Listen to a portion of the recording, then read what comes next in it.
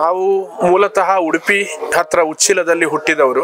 ಇದು ಬಿಂದಾಸ್ ಜೀವನ. ಸನ್ಯಾಸದಲ್ಲಿ ಯಾವುದು ಹಿಂದೆ ಮುಂದೆ ಯಾವುದು ಇರಲ್ಲ. ಹೋಮ ಹವನಗಳು ಆಗ್ತಾ ಇರ್ಬೇಕಾದ್ರೆ ಅವರಲ್ಲಿ ತಾಯಿ ಆವೇಶ ಆಗಿ ಆ ಹೋಮದ ಕುಂಡದ ನಡುವೆ ಕೂತು ಮೈ ಮೇಲೆ ಡಬ್ಬಗಟ್ಲೆ ತುಪ್ಪವನ್ನು ಹಾಕಿಸ್ಕೋತಾ ಇದ್ರು.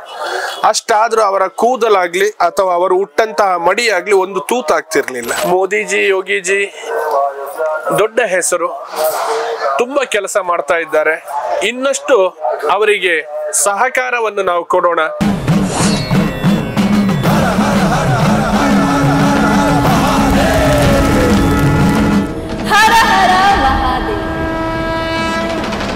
ಎಲ್ರಿಗೂ ನಮಸ್ಕಾರ. ನೀವು ನೋಡ್ತಾ ಇದ್ದೀರಾ ಟಿವಿ ವಿಕ್ರಮ. ನಾನು ನಿಮ್ಮ ಮುಮ್ತಾಜ್, ಪ್ರಯಾಗ್ರಾಜ್ ಮಹಾಕುಂಭ ಮೇಳದಿಂದ. ಇವತ್ತು ನಮ್ಮ ಜೊತೆ ಪ್ರತ್ಯಂಗಿರ ಮಹಾಸಂಸ್ಥಾನ ಮಹಾಕಾಳಿ ಚಕ್ರೇಶ್ವರಿ ಪೀಠ ಪಾಂಡವಪುರ ಇಲ್ಲಿನ ಅಪ್ಪಾಜಿ ಸ್ವಾಮೀಜಿಗಳು ನಮ್ಮ ಜೊತೆ ಇದ್ದಾರೆ. ಅವ್ರ ಜೊತೆ ನಾನು ಮಾತಾಡ್ತೀನಿ. ಸ್ವಾಮಿಗಳ ನಮಸ್ಕಾರ. ಮಹಾದೇವ್ ಸ್ವಾಮಿಗಳು ಸುಮಾರು 144 ವರ್ಷಗಳಿಗೊಮ್ಮೆ ನಡೆಯುವಂತಹ ಮಹಾಕುಂಭ ಮೇಳಕ್ಕೆ ನಾವೆಲ್ಲರೂ ಕೂಡ ಸಾಕ್ಷಿ ಆಗಿದ್ದೀವಿ. ಏನ್ ಹೇಳ್ತೀರಾ? ಹೌದು, ಬಹಳ ಅದ್ಭುತವಾದಂಥದ್ದು. ಯಾಕಂದ್ರೆ 3 ಕಡೆ ನಡೀತದೆ ಕುಂಭಮೇಳ. ಒಂದು ಹರಿದ್ವಾರದಲ್ಲಿ, ಒಂದು ನಾಸಿಕಲ್ಲಿ, ಒಂದು ಈ ತ್ರಿವೇಣಿ ಸಂಗಮ ಪ್ರಯಾಗರಾಜದಲ್ಲಿ. 4 ವರ್ಷಕ್ಕೆ ಒಂದೊಂದು ಕಡೆ ನಡೀತದೆ. 4ನೇ ವರ್ಷ ಅಂದ್ರೆ 12ನೇ ವರ್ಷ ನಡೀತದೆ ಇಲ್ಲಿ. ಇದಕ್ಕೆ ಮಹಾಕುಂಭ ಅಂತೇವೆ. ಇಂಥದ್ದು 12 × 12 ಅಂದ್ರೆ 144 ಅಂತ.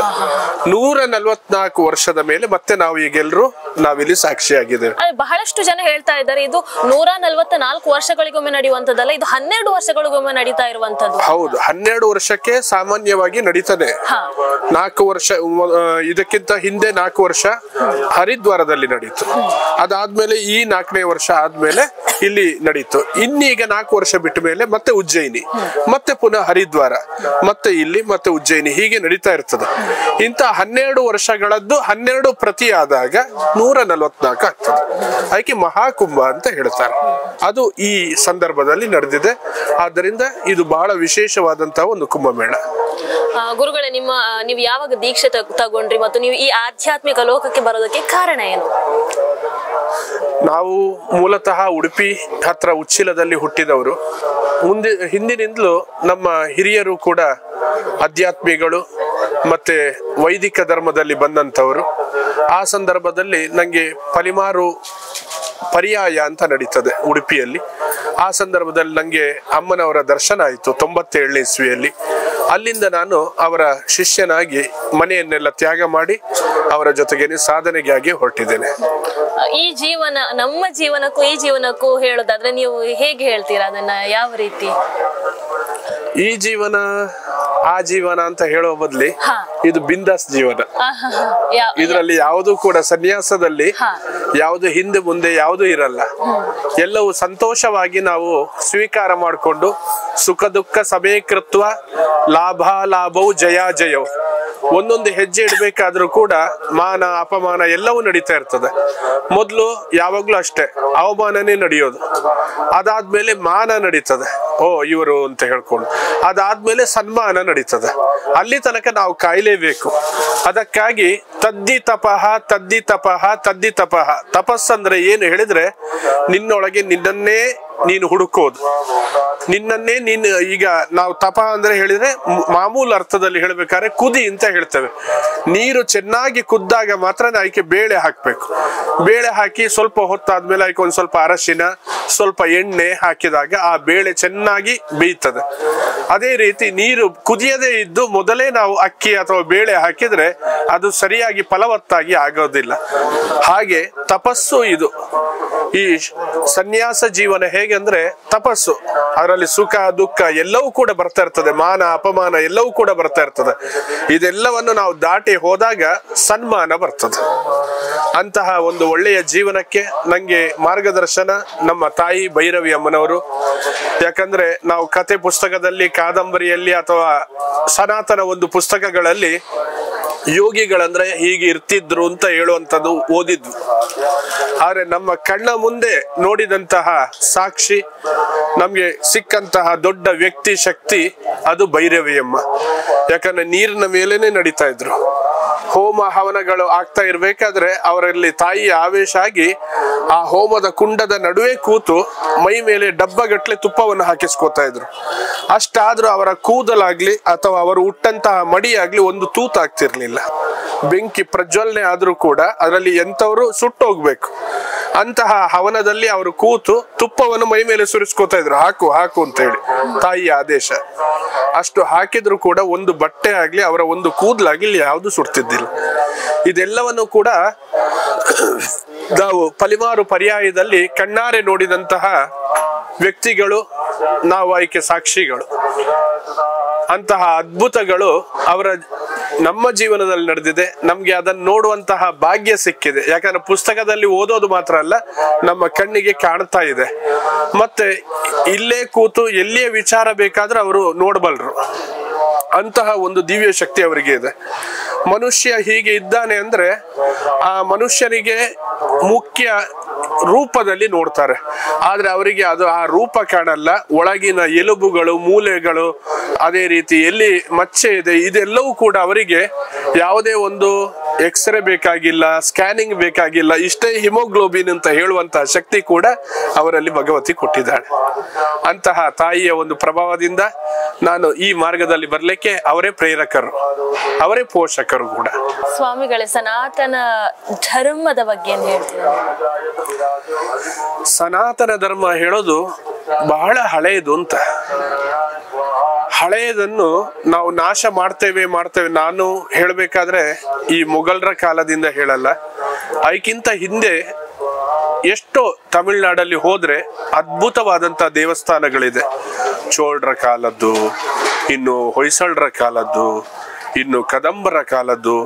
ಅದೆಲ್ಲವನ್ನು ಕೂಡ ಯಾರು ಮಾಡಿದ್ರು? ಒಬ್ಬ ಬ್ರಾಹ್ಮಣ ಮಾಡಿದ್ನ, ಅಥವಾ ಒಬ್ಬ ಶೂದ್ರ ಮಾಡಿದ್ನ, ಅಥವಾ ಒಬ್ಬ ಕ್ಷತ್ರಿಯ ಮಾಡಿದ್ನ, ಅಥವಾ ಒಬ್ಬ ವೈಶ್ಯ ಮಾಡಿದ್ನ? ಇಲ್ಲ, ಖಂಡಿತ ಇಲ್ಲ. ಅದನ್ನು ಮಾಡಿದವರೆಲ್ಲರೂ ಕೂಡ ಸಾಮಾನ್ಯ ಜನರೇ. ಆದ್ರೆ ಹಿಂದೆ ಭಾರತದ ಒಂದು ವಿಧಿವಿಧಾನ ಇತ್ತು. ಅದು ಯಾವ ಪದ್ಧತಿ ಹೇಳಿದ್ರೆ ಗುರುಕುಲ ಪದ್ಧತಿ. ಆ ಗುರುಕುಲ ಪದ್ಧತಿಯಲ್ಲಿ ಈಗ ತರ ಎಲ್ಲರೂ SLC ಓದೋದು, ಅದಾದ್ಮೇಲೆ PUC, ಅದರಲ್ಲಿ 3 ಸೈನ್ಸ್, ಕಾಮರ್ಸ್, ಆರ್ಟ್ಸ್ ಯಾವ ತಗೊಳ್ಳೋದು, ಈ ತರ ಓದು ಇರ್ಲಿಲ್ಲ. ಅವನಲ್ಲಿ ಯಾವ ಕಲೆ ಯಾವುದು ಅವನ ತಲೆಯಲ್ಲಿ ಪ್ರಿಂಟ್ ಆಗಿದೆ ಅಂತ ಹೇಳಿ ಆ ಸಣ್ಣ ವಯಸ್ಸಲ್ಲೇ ಅವರು ಪರೀಕ್ಷೆ ಮಾಡ್ತಾ ಇದ್ರು. ಪರೀಕ್ಷೆ ಮಾಡಿ ಇವನಿಗೆ ಈ ಕಲೆ ಹೊಂದದೆ ಅಂತ ಹೇಳಿ ಅವನನ್ನ ಆ ಗುರುಕುಲಕ್ಕೆ ಕಳಿಸ್ತಾ ಇದ್ರು. ಅದು ಶಿಲ್ಪಕಲೆ ಆಗ್ಬೋದು, ಅಥವಾ ವಾದ್ಯಗಳು ಇರ್ಬೋದು, ಅಥವಾ ಕರಕುಶಲತೆ ಇರ್ಬೋದು. ಇಂತಹ ಗುರುಕುಲಗಳ ಸಂಸ್ಕಾರ ನಮ್ಮ ಭಾರತದ ಸಂಸ್ಕೃತಿ. ಅಂತಹ ಸಂಸ್ಕಾರದಿಂದ ಎಷ್ಟೋ ಜನ ಶಿಲ್ಪಿಗಳು ಎಲ್ಲರೂ ಕೂಡ ಹೊರಹೊಮ್ಮಿದ್ರು.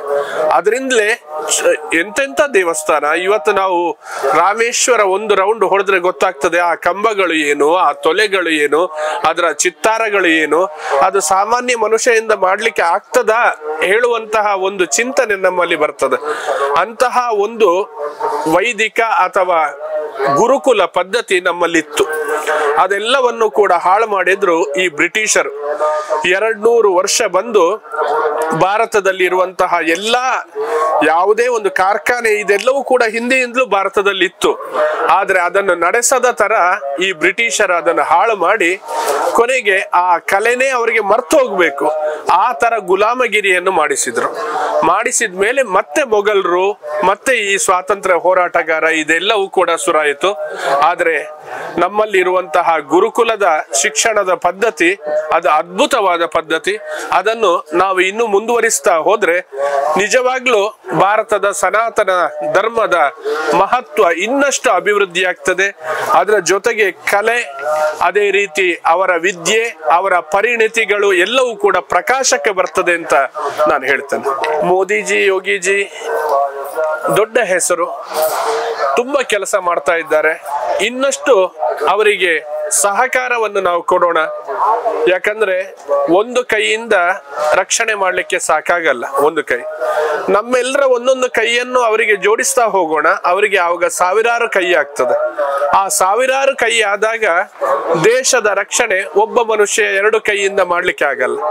ಸಾವಿರಾರು ಕೈಗಳು ಸೇರಿದಾಗ ಆ ಸಾವಿರಾರು ಕೈಗಳಲ್ಲೂ ಒಂದೊಂದು ನಾಡಿನಲ್ಲಿ, ಒಂದೊಂದು ರಾಜ್ಯದಲ್ಲಿ ಎಲ್ಲಾ ಕಡೆ ಅವರ ಕೈಗಳು ಇದ್ದಲ್ಲಿ ಆವಾಗ ಎಲ್ಲರೂ ಕೂಡ ರಕ್ಷಣೆಗೂ ಅವರ ನೀತಿಗೂ ಎಲ್ಲ ನಿಯಮಕ್ಕೂ ಕೂಡ ಬದ್ಧರಾಗಿ ನಮ್ಮ ಸನಾತನ ಧರ್ಮ ಅದೇ ರೀತಿ ನಮ್ಮ ಹಿಂದೂ ರಾಷ್ಟ್ರವನ್ನು ಚೆನ್ನಾಗಿ ಬೆಳಗಿಸಬಹುದು. ಅದಕ್ಕೆಲ್ಲರೂ ಕೂಡ ಸಹಕಾರ ಕೊಡೋಣ ಅಂತ ಹೇಳ್ತೇನೆ. ಕೊನೆಯದಾಗಿ ನಮ್ಮ ಕರ್ನಾಟಕ ಜನತೆಗೆ ಇಲ್ಲಿಂದ ಏನು ಹೇಳ್ತೀರ ಸ್ವಾಮಿಗಳೇ? ನಮ್ಮ ಕರ್ನಾಟಕ ಹೇಳೋದು ಬಹಳ ಗಂಧದ ನಾಡು. ಯಾಕಂದ್ರೆ ಗಂಧ, ಶ್ರೀಗಂಧ ಹುಟ್ಟಿದ್ದೇ ಕನ್ನಡ. ಅಂತಹ ಕನ್ನಡ ಕಸ್ತೂರಿ ಅಂತಲೇ ಹೇಳ್ತೇವೆ. ಕಸ್ತೂರಿ ಹೇಳೋದು ಒಂದು ಪ್ರಾಣಿಯ ಒಂದು ನಾಭಿಯಲ್ಲಿ ಹುಟ್ಟಿದಂತಹ ಒಂದು ಪರಿಮಳವಾದಂತಹ ವಸ್ತು. ಅಂತಹ ಕನ್ನಡ ಕಸ್ತೂರಿ ಅಂತ ಹೇಳ್ತಾರೆ. ಅಂತಹ ಪರಿಮಳದ ವಸ್ತು ನಮ್ಮಲ್ಲಿ ನಾವು ಇಟ್ಕೊಂಡು ಎಲ್ಲವನ್ನು ಕೆಡಿಸ್ಕೋತಾ ಇದ್ದೇವೆ. ಗಂಧದ ನಾಡನ್ನು ಬರನಾಡನ್ನು ಮಾಡ್ತಾ ಇದ್ದೇವೆ, ಬರಡು ನಾಡನ್ನಾಗಿ ಮಾಡ್ತಾ ಇದ್ದೇವೆ. ಅದಕ್ಕೆ ನಮ್ಮ ರಾಜಕೀಯ ವ್ಯವಸ್ಥೆ ತುಂಬಾ ಪರಿಶ್ರಮ ಮಾಡಬೇಕು. ಯಾಕಂದ್ರೆ ಯಾರನ್ನೂ ಕೂಡ ನಾವು ಹೀಗೆ ತೋರಿಸ್ತೇವೆ ಅಂದ್ರೆ ಮತ್ತೆ ಉಳಿದ 4 ಬೆರಳು ನಮ್ಮನ್ನೇ ತೋರಿಸ್ತದೆ. ಹೀಗೆ ತೋರಿಸೋದೇ ಬೇಡ. ಎಲ್ಲರೂ ಸೇರ್ಕೊಂಡು ದುಡಿಯೋಣ. ನಮ್ಮ ಕನ್ನಡದ ಗಂಧದ ಪರಿಮಳವನ್ನು ಎಲ್ಲಾ ಕಡೆ ಕೂಡ ಪಸರಿಸೋಣ ಅಂತ ಹೇಳಿ ನನ್ನ 2 ಮಾತು ಮುಗಿಸ್ತೇನೆ. ಧನ್ಯವಾದಗಳು ಸ್ವಾಮೀಜಿ. ಟಿವಿ ವಿಕ್ರಮ, ದೇಶ ನಿಮ್ಮ ಕೈಯಲ್ಲಿ. ಈ ಕಾರ್ಯಕ್ರಮ ನಿಮಗೆ ಇಷ್ಟ ಆಗಿದ್ದಲ್ಲಿ ಲೈಕ್, ಶೇರ್ ಹಾಗೂ ಕಮೆಂಟ್ ಮಾಡಿ. ಟಿವಿ ವಿಕ್ರಮದ ಕಾರ್ಯಕ್ರಮಗಳನ್ನು ನಿರಂತರವಾಗಿ ವೀಕ್ಷಿಸಲು ಸಬ್ಸ್ಕ್ರೈಬ್ ಮಾಡಿ, ಬೆಲ್ ಐಕನ್ ಒತ್ತಿ.